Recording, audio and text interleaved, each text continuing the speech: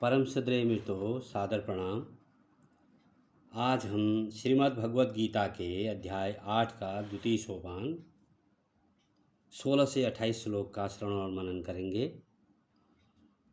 आ ब्रह्म भुवनालोका पुनरावर्तिनो अर्जुन मामुपेत्य तु कौन्तेय पुनर्जन्म न विद्यते। हे अर्जुन, ब्रह्मलोक पर्यंत सब लोग पुनरावर्ती हैं, परंतु हे कुंती पुत्र, मुझको प्राप्त होकर पुनर्जन्म नहीं होता, क्योंकि मैं कालातीत हूँ और ये सब ब्रह्मादि के लोग काल के द्वारा सीमित होने से अनित्य हैं। सहस्त्रयुग पर्यंतम हर्यत ब्रह्मणो विदु रात्रिम युग सहस्त्रांता तेहो रात्र विदो जना।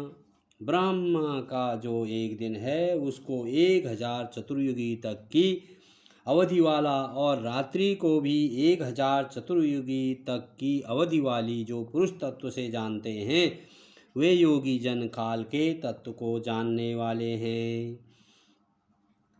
अव्यक्तादव्यक्तयः सर्वः प्रभवन्ति हरागमे रात्यागमे प्रलीयन्ते तत्रैवायक्त संज्ञगे। संपूर्ण चराचर भूतगण ब्रह्मा के दिन के प्रवेश काल में अव्यक्त से अर्थात ब्रह्मा के सूक्ष्म शरीर से उत्पन्न होते हैं और ब्रह्मा की रात्रि के प्रवेश काल में उस अव्यक्त नामक ब्रह्मा के सूक्ष्म शरीर में ही लीन हो जाते हैं। भूतग्रामः स एवायं भूत्वा भूत्वा प्रलीयते रात्यागमे वसः पार्थ प्रभवत्यहरागमे। हे पार्थ, वही यह भूत समुदाय उत्पन्न होकर प्रकृति के वश में हुआ रात्रि के प्रवेश काल में लीन होता है और दिन के प्रवेश काल में फिर उत्पन्न होता है।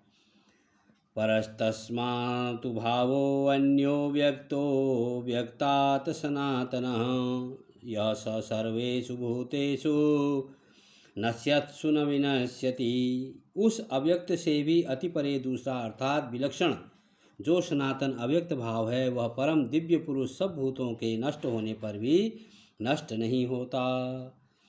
अव्यक्तो अक्षर युक्तस्तमाहु परमां गतिं यं प्राप्य न निवर्तन्ते तद्धाम परम मम। जो अव्यक्त अक्षर इस नाम से कहा गया है, उसी अक्षर नामक अव्यक्त भाव को परम गति कहते हैं, तथा जिस सनातन अव्यक्त भाव को प्राप्त होकर मनुष्य वापस नहीं आते, वह मेरा परम धाम है। पुरुषः स परः पार्थ भक्त्या लव्यस्त्वन्यया यस्यान्तःस्थानि भूतानि येन सर्वमिदं ततम्। हे पार्थ, जिस परमात्मा के अंतर्गत सर्वभूत हैं और जिस सच्चिदानंद परमात्मा से यह समस्त जगत परिपूर्ण है, वह सनातन अव्यक्त परम पुरुष तो अनन्य भक्ति से ही प्राप्त होने योग्य है। यत्र काले त्वनावृत्तिम् आवृत्तिं चैव योगिनः न प्रयाता यान्ति तं कालं वक्ष्यामि भरतवर्षभ। हे अर्जुन, जिस काल में शरीर त्याग कर गए हुए योगी जन तो वापस न लौटने वाली गति को और जिस काल में गए हुए वापस लौटने वाली गति को ही प्राप्त होते हैं, उस काल को अर्थात दोनों मार्गों को कहूँगा।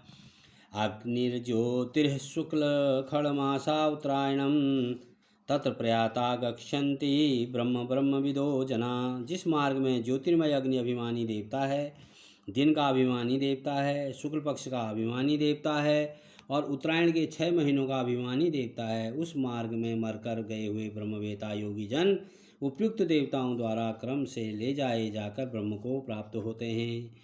धूमो रात्रिस्तथा कृष्ण खड़मासाक दक्षिणायनम तत्र चांद्रमासम ज्योतिर्योगी प्राप्य निवर्तते। जिस मार्ग में धूमाभिमानी देवता हैं, रात्रि अभिमानी देवता हैं तथा कृष्ण पक्षाभिमानी देवता है और दक्षिणायन के 6 महीनों का अभिमानी देवता है, उस मार्ग में मरकर गया हुआ सकाम कर्म करने वाला योगी उपयुक्त देवताओं द्वारा क्रम से ले गया हुआ चंद्रमा की ज्योति को प्राप्त होकर स्वर्ग में अपने शुभ कर्मों का फल भोगकर वापस आता है।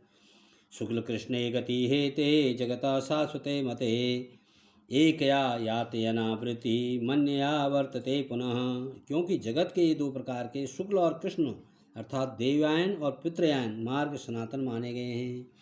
इनमें एक के द्वारा गया हुआ जिससे वापस नहीं लौटना पड़ता उस परम गति को प्राप्त होता है, और दूसरे के द्वारा गया हुआ फिर वापस आता है, अर्थात जन्म मृत्यु को प्राप्त होता है। नैते श्रुति पार्थ जानन् योगी मुह्यति कश्चन तस्मात् सर्वेषु कालेषु योगयुक्तो भव अर्जुन।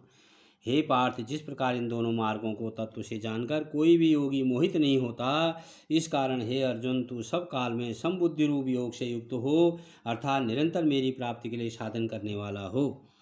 वेदेषु यज्ञेषु तपस्सु चैव दानेषु यत् पुण्यफलं प्रदिष्टम् अतीति तत्सर्वमिदं विदित्वा योगी परं स्थानमुपैति चाद्यम्। योगी पुरुष इस रहस्य को तत्व से जानकर वेदों के पढ़ने में तथा यज्ञ तप और दान आदि के करने में जो पुण्य फल कहा है, उन सब को निसंदेह उल्लंघन कर जाता है और सनातन परम पद को प्राप्त होता है।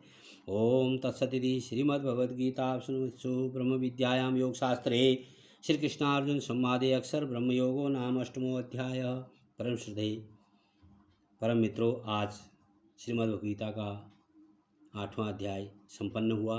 पुनः आपके प्रेम प्यार के साथ हम 9वें अध्याय का श्रीमद्भगवद्गीता अध्ययन अगले दिन करेंगे। आप अवश्य जो है श्रवण और मनन करें, ऐसा मेरा आपसे नम्र निवेदन है। लाइक, सब्सक्राइब और शेयर और कमेंट भी अवश्य करें। धन्यवाद।